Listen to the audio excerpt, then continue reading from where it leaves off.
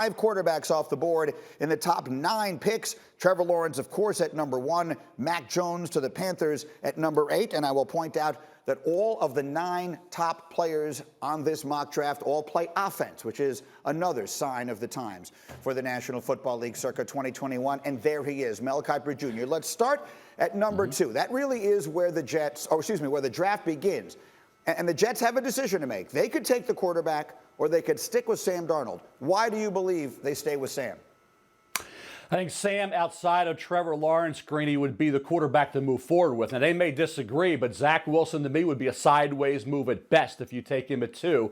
And then you trade Sam Darnold. So I think surround Sam Darnold with better talent. You say, well, he's beaten up physically and mentally. Well, a lot of quarterbacks that have been in the league or are out of the league now and are Hall of Famers say that's what you need to do. You need to play through that, not sit and watch. And Sam played through it. It's a new situation there with the Jets, new organization. Everything's new and maybe something he needs. People say change the scenery. Why not change it with the Jets and go get a Kyle Pitts who can be that difference maker, something they didn't have last year for Sam. Got nothing from the tight end position. He can be more than an inline tight end. He can be a slot, wide receiver. You can move him around and give them a dynamic in that offense that Sam Darnold has never had.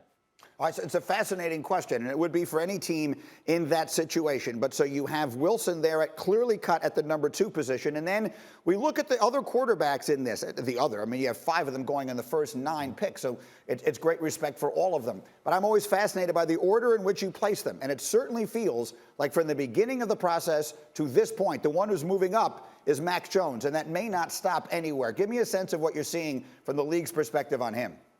Well, Senior Bowl week helped him, Green, no doubt about that. How about 77+% completion percentage this year?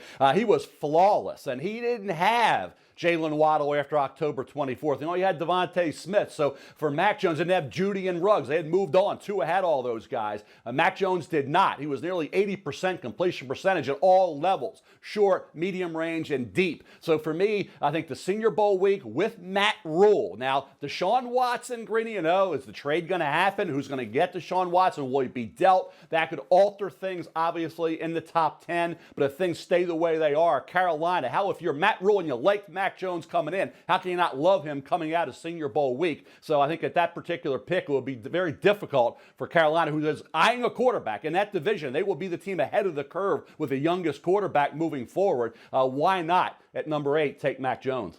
Right, and the specter of Deshaun Watson hovers over all of this and many of these teams. And obviously that's something we'll have to see how it plays out. But the question on Mac Jones will be, does he play the brand of football that the NFL is today? All the other quarterbacks in this draft have a level of mobility that he does not. At this stage, Mel, how important is that for evaluators and, more importantly, for teams?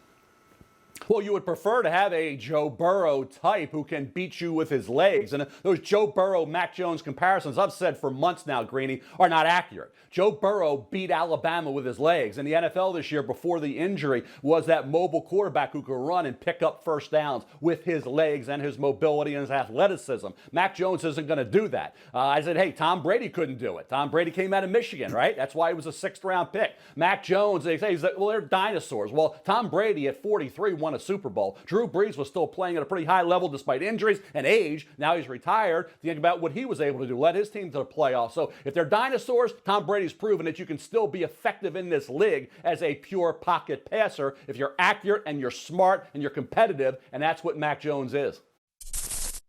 Thank you for watching ESPN on YouTube. For live streaming sports and premium content, subscribe to ESPN+.